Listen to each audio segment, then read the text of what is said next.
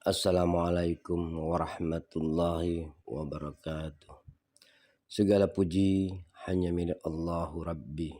Segala zat yang maha ghafur, zat yang maha syukur, yang telah memberikan beribu-ribu nikmat yang tidak terukur. Nikmat iman, nikmat Islam, sampai nikmat sehat walafiat. Sehingga kita bisa berkumpul di tempat yang insya Allah diberkahi Allah Subhanahu wa Ta'ala. Seandainya lautan yang ada di muka bumi ini Allah jadikan sebagai tinta, lalu pepohonan-pepohonan Allah jadikan pena, dan dedaunan Allah jadikan kertas, niscaya ia tidak akan cukup untuk menuliskan nikmat-nikmat yang Allah berikan kepada kita. Salawat serta salam semoga tercurah limpahkan kepada Nabi akhirul zaman, seorang Nabi yang lahirnya saja membuat goncang alam semesta, membuat heboh para malaikat Allah Subhanahu wa Ta'ala, yang kalau bukan karenanya tidak akan Allah ciptakan alam semesta ini. Siapakah dia? Tidak lain dan tidak bukan yaitu Nabi Muhammad sallallahu alaihi wasallam. Semoga keluarganya, sahabatnya, dan kita selaku umatnya yang mengikuti sunnah-sunnahnya semoga mendapatkan syafaatnya. Amin ya rabbal alamin.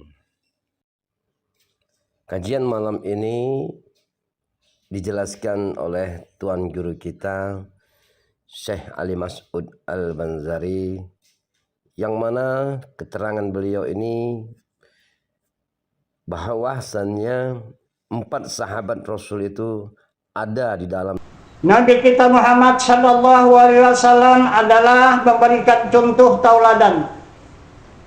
Dia memimpin umat di dunia ini. Mempunyai sahabat adalah 4 orang. Siapa dia sahabat yang 4 itu?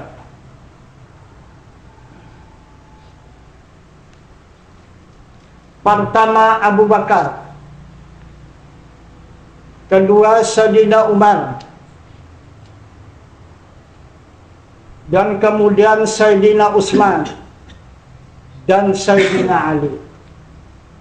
Udahkah kenal itu? Udah kenal itu? Dengan sahabat Rasul itu? Coba. Sedangkan Rasul diutus oleh Allah yang senantiasa dijaga Allah, yang senantiasa diawasi Allah, mempunyai sahabat 4 di muka bumi ini. Kita ini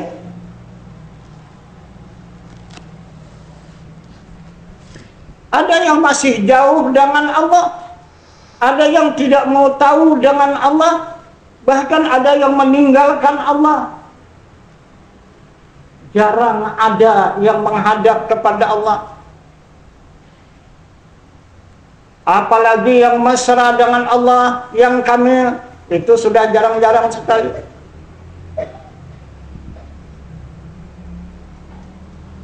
Baiklah, di dunia dapatlah kita keselamatan, di akhirat tidak dapat keselamatan. Nah, coba kita periksa. Sahabat yang dimaksud oleh Rasul itu pertama Sayyidina Abu Bakar As-Siddiq. Siapa itu? Kalau untuk diri kita,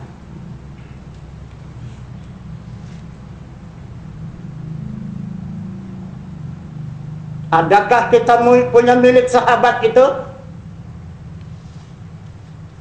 Kalau tidak, kita lemah, tidak punya kekuatan.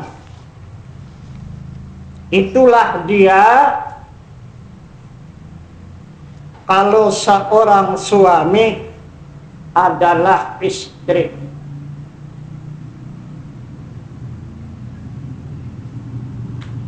Kalau seorang istri itulah suami. Itulah sahabat yang dinamakan Abu Bakar As-Siddiq.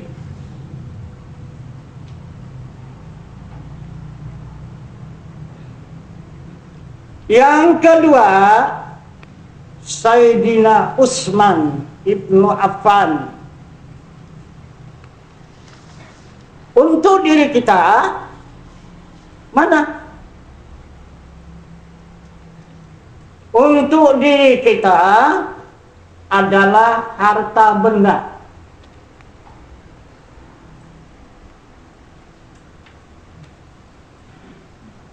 Dua.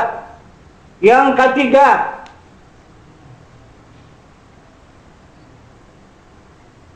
Sayyidina Umar ibnu Khattab. Mana dia? Itulah keluarga dan jiran tetangga.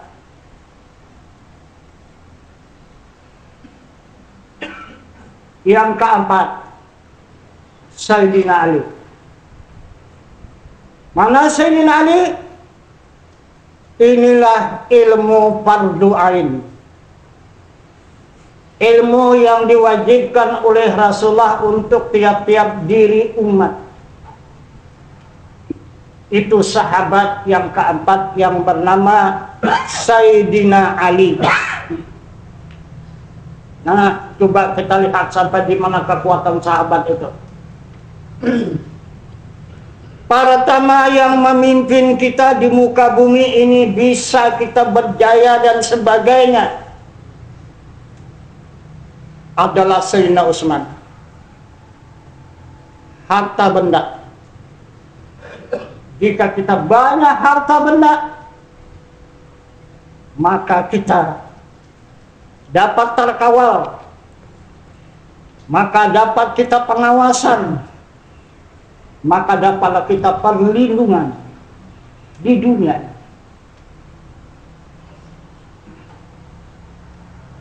Satu. Yang kedua, Abu Bakar Siddiq. Sampai di mana?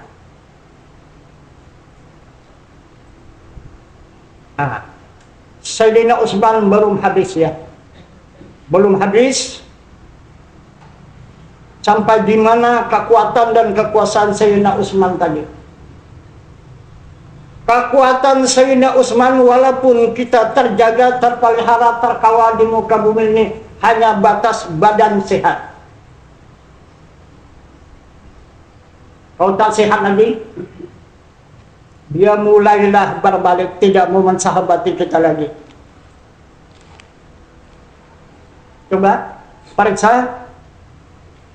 Kalau kita badan sehat, kalau kita makan nasi itu lemak. Nikmat. Coba kau sakit. Gimana? Baik kan? Coba. Apa saja? Gula yang manis. Jadi apa? Manis. Tidak. Silakan saja hadirkan makan yang enak. Ada mana? Untuk tidur enak 5 lapis tilamnya taruh saja. Kenapa enggak? Kau sakit? Pasti saya juga tidur.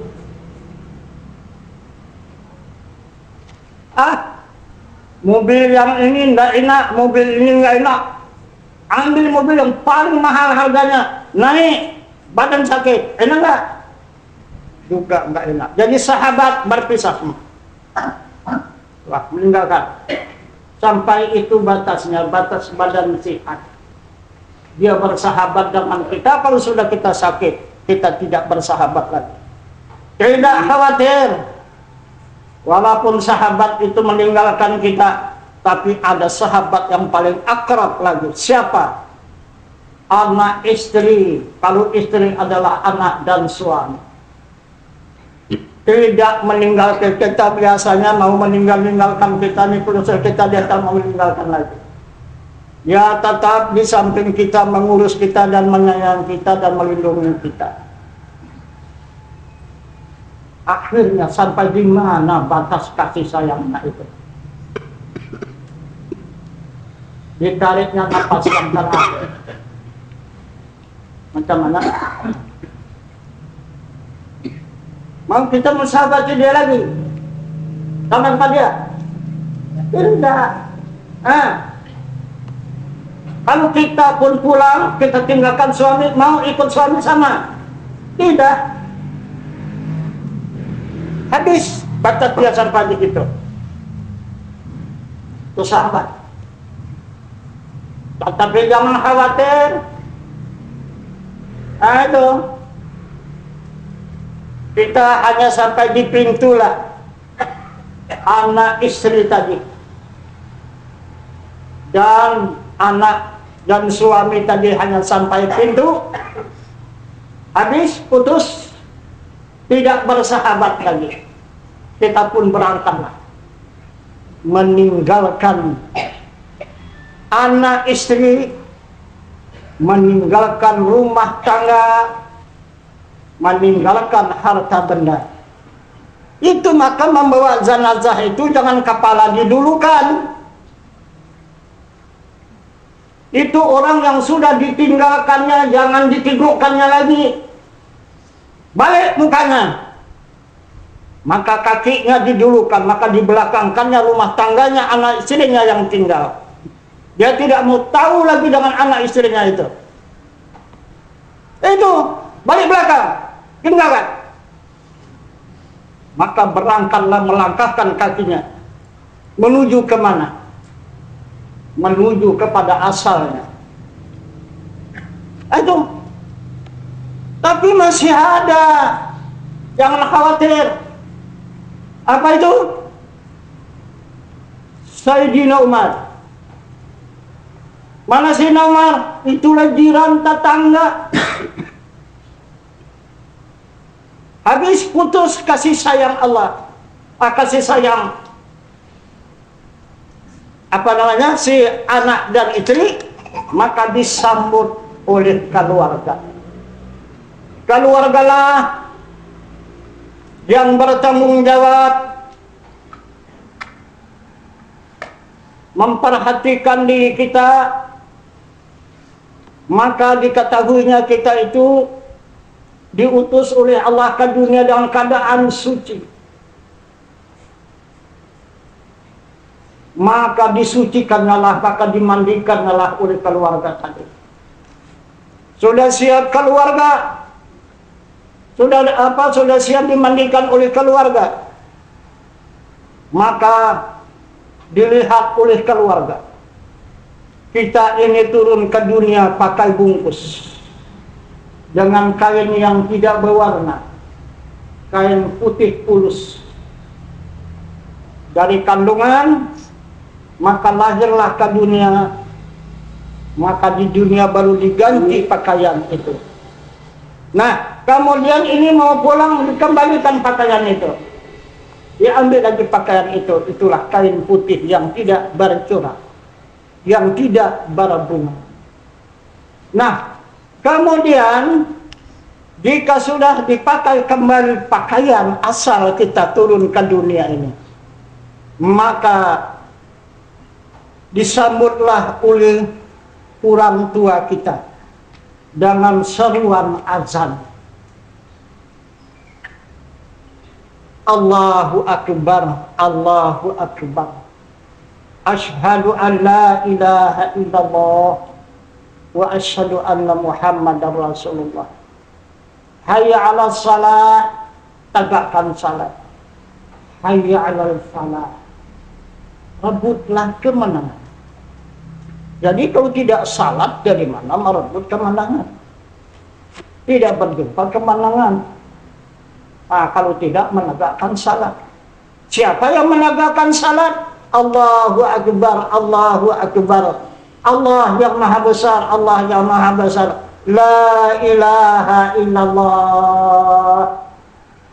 Tiada Tuhan sesungguhnya, hanya Allah. Itu yang menegakkan salat. Aduh. Bukan hamba yang la haula wala quwata dipaksa mendirikan salat. Hamba ini hanya dipersembahkan, bukan dia menyembah. Tetapi kita banyak mempersembahkan orang yang tidak berkuasa. yang sudah diakui la haula wala quwata, tidak ada daya dan upaya, itulah yang dipaksakan untuk menegakkan salat. Mana bisa dia menegakkan salat yang benar? Mana bisa dia menghadap Tuhannya? Orang yang tidak ada punya ilmu, tak ada punya pengenalan. Nah, di situ kita terbalik. Nah, kemudian barulah dipikul oleh keluarga karena kita tak dapat berjalan lagi.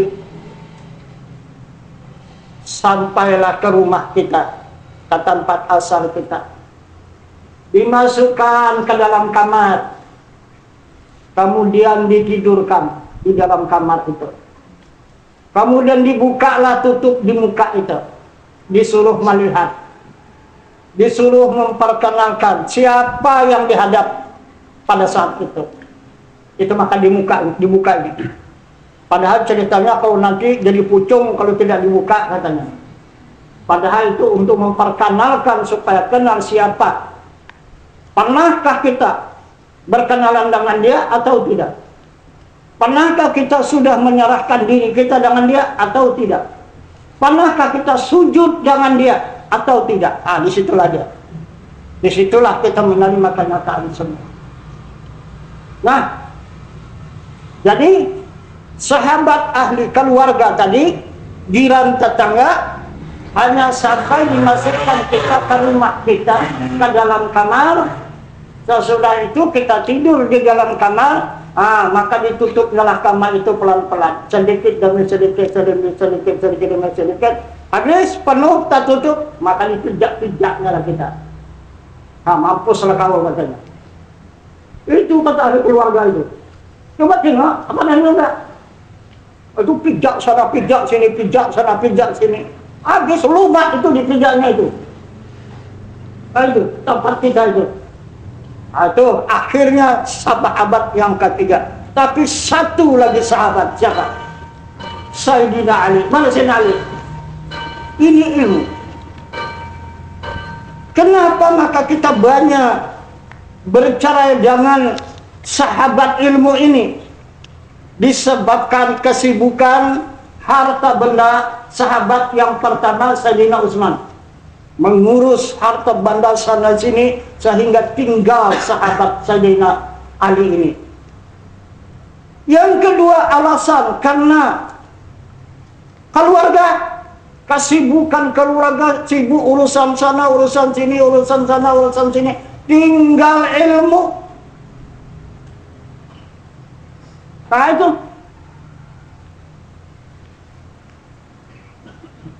Yaitu anak istri kan, kesibukan anak istri, tinggal ilmu, kesibukan keluarga, tinggal ilmu. Macam mana? Sedangkan inilah yang bersahabat kita dari sekarang sampai menghadap kehadirat Zat Allah Subhanahu wa Ta'ala yang mengantar ke pangkuan Allah. Itulah ilmu. Kenapa sahabat ilmu yang ditinggalkan? Kenapa ilmu yang diceraikan? Maka dari itu Nabi itu mengatakan, talibul ilmi fardhatun ala kulli muslimin wal muslimat. Maksudnya bermula menuntut ilmu fardu atas tiap-tiap muslim laki-laki dan muslim perempuan yang akil baligh. Itu supaya tahu kita siapa sebenarnya ilmu itu. Nah, jadi adakah yang lebih tinggi derajatnya untuk menyelamatkan diri kita selain pada ilmu? Ada? Tidak ada. Karena Nabi tadi sudah menjamin. Itu untuk kesenangan dunia dengan ilmu, kesenangan di akhirat dengan ilmu, kesenangan kedua-duanya dengan ilmu.